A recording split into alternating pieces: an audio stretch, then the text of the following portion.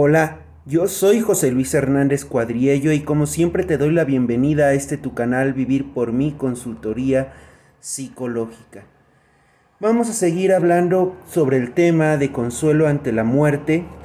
Hoy vamos a hablar acerca del tema de cómo sobrellevar el duelo. Hay muchos consejos sobre este tema, sin embargo, no todos funcionan. Por ejemplo, tal vez algunos aconsejen que no llore, que no expresemos nuestros sentimientos, mientras que otros vamos a insistir en que puedan sacar todas esas emociones, todos esos sentimientos que ustedes tienen para que puedan verse liberados. Yo lo que les recomiendo es que sea equilibrado.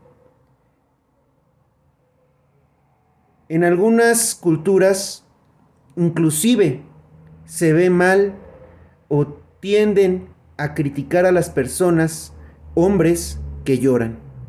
Pero hay algo de lo cual avergonzarse cuando alguien llora en público. Algunos especialistas, incluyéndome, en salud mental, reconocemos que llorar forma parte del duelo.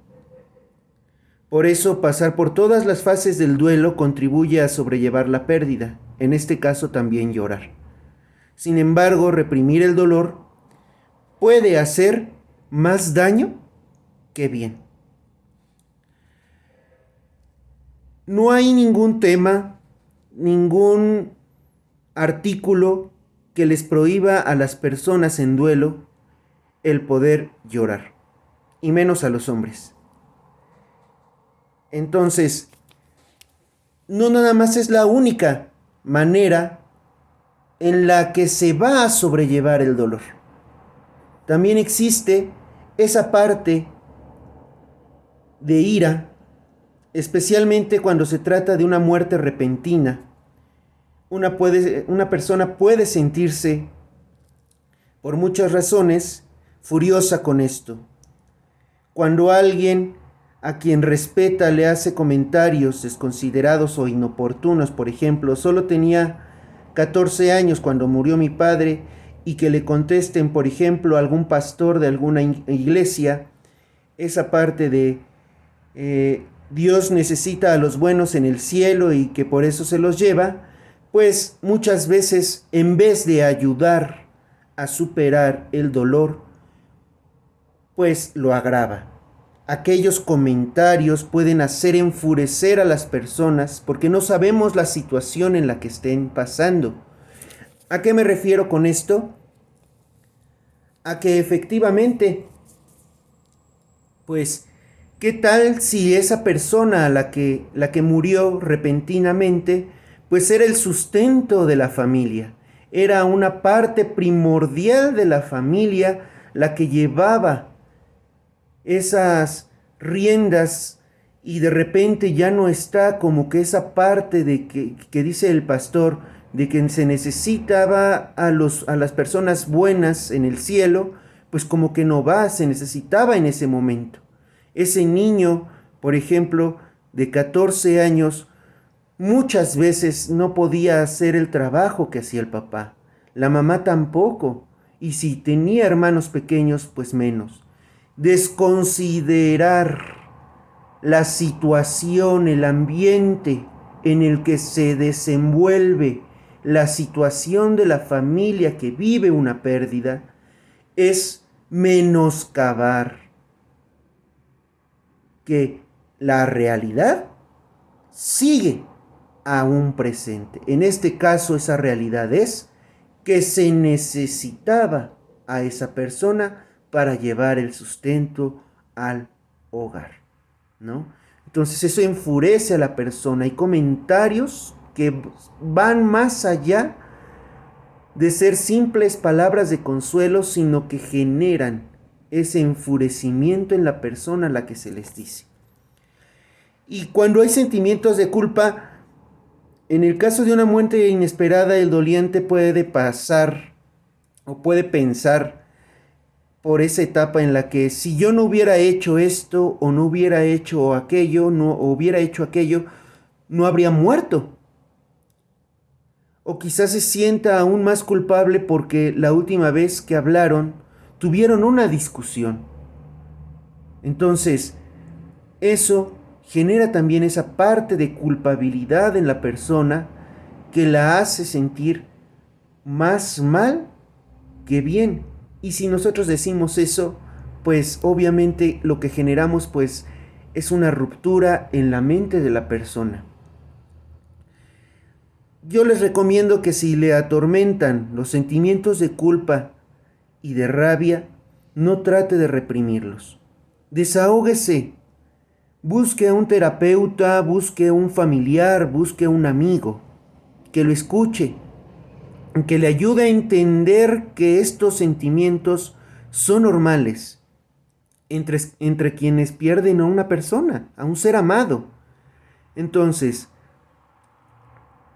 ábrale su corazón al terapeuta, a un amigo, a un familiar. Obviamente, todos llevamos un proceso de duelo totalmente distinto. Yo en mi terapia me percaté de que efectivamente cuando yo perdí a mi bisabuela, pues no llevé un duelo adecuado. ¿A qué me refiero con esto? Cuando fue el funeral, cuando fue el sepelio, pues yo no lloré. Yo estaba supuestamente tranquilo. Pensaba, creía que yo tenía que ser el fuerte mientras las otras personas se desmoronaban. Y eso tampoco es cierto.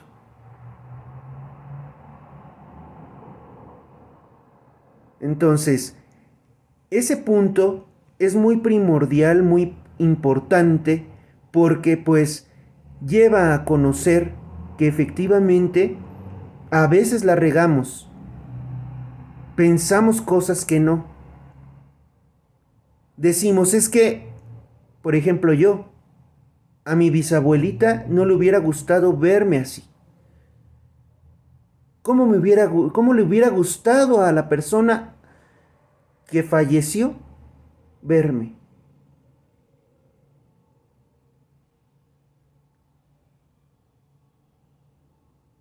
Sufriendo, tragándome mi sentimiento, mi dolor, o desahogándome de una forma sincera.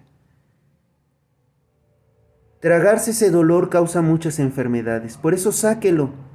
Consúltenos a nosotros, llámenos y vea que es posible sacar el duelo, superarlo, llevarlo a un buen término, cerrar un ciclo y poder lograr ser de nuevo feliz. Yo posteriormente me di cuenta que mi duelo lo llevé cerca de 5 meses después. Cuando yo llegué a un lugar y de repente yo ya no vi a mi bisabuela. Ahí fue cuando todo se rompió y ahí fue cuando saqué yo mis sentimientos y superé mi duelo. Una etapa del duelo. Me desahogué y pude estar tranquilo todo ese tiempo. Todavía existe la posibilidad que después de tiempo, después de varios años, ustedes tengan en la mente esa persona y lleguen a ese mismo lugar y puedan sentir esa energía de lastimera, de dolor. Pero ya no es lo mismo, ya nada más es un recuerdo con respecto a que esa persona ya no está allí. Pero llórenlo, siéntanlo de una manera adecuada.